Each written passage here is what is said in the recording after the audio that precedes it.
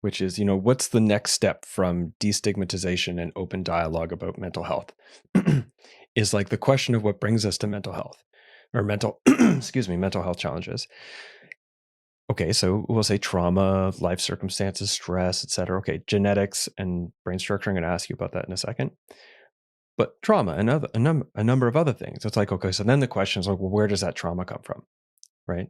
And I think when we get to that place, that's when we start wondering about like, what is this society that we've built that there are so many traumatized people? Right. And this is where the comment goes back about the health system. It's like, what is this health system that we have that doctors have, would you say 7 to 15 minutes and misdiagnose? And like, there's all these other things.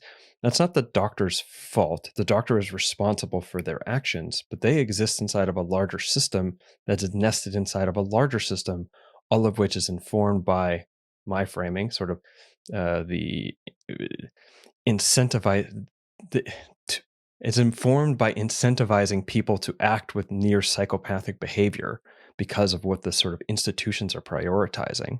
And the consequence of that on all the way down and even all the way up is weird distortions of what it means to be human. And a lot of people are hurt in the process.